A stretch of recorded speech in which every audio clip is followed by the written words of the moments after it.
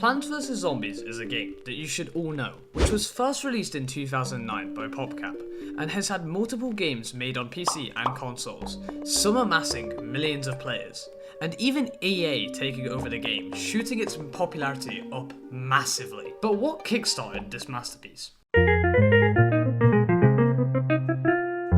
Plants vs Zombies' original game was a very simple tower defense styled game that was on PC, tablet, phone, PS3, PSPs, just everything. And this type of accessibility was just not there at the time, meaning players. Because everyone had some type of way to play, and this game had endless replayability. Plus it was extremely cheap and free on mobile, and it had special modes like Walnut Bowling, which was really cool and unique, and the music is just so iconic. Just take a listen.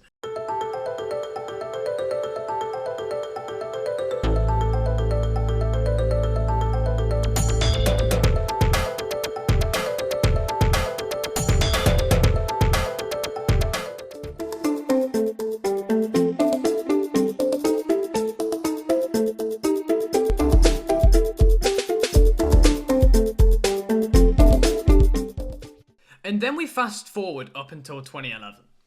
EA had released tons of different games, and Plants vs Zombies was the one that EA took over.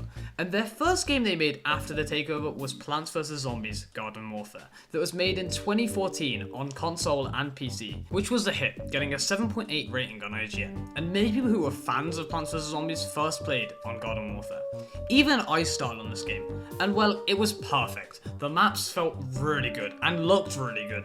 It was just perfect. It felt so right to play in, perfectly capturing the game's aesthetic, to even the characters and sound effects being used in-game that was in the original, which was a really nice touch. And even the microtransactions weren't that bad for EA. The cards were pretty cool to grind for as well, and open them up was pretty rewarding, and Garden Ops was extremely fun but pretty hard to beat. And then we go on to Garden Warfare 2. And well, looking back at the announced trailer for E3 back in 2015, honestly, it isn't that bad of a game. It doesn't look that bad. That just weirds me out how they presented the announced trailer. It just looks very goofy and wacky, and honestly, I don't get why they made it like this. But it's probably not the best way to announce the game, but it still looks really good. Getting a rating of 8.2 on IGN, higher than its previous game. And I remember playing it when it first came out, and it was really weird. It still had the Plants vs Zombies formula, and had lots of new content and returning content, like Graveyard Ops, which I poured a lot of hours into, which was the opposite of Garden Ops, you being the zombies. I think the reason this game was liked so much though, is because of the new backyard battleground. It looked amazing, and players said that it was pretty good too. It was like a hub where you could invite your friends to look for treasure, do mini games, or raise the flag of power to fight odds. But in my honest opinion, this game felt a lot worse in terms of maps in PvZ 2 than 1. And Battle for Neighborville, which I just never played because I had absolutely no idea this game existed until making this video. But what happened to the third-person games, and how come they have just started to slowly die in the recent years? Well, it's not necessarily games are dying, it's more the fact that EA kind of ruined the newest Battle for Neighborville game with cosmetics and the removal of cards, which was a really cool mechanic, and lastly, the graphics overhaul. It just doesn't feel like PvZ.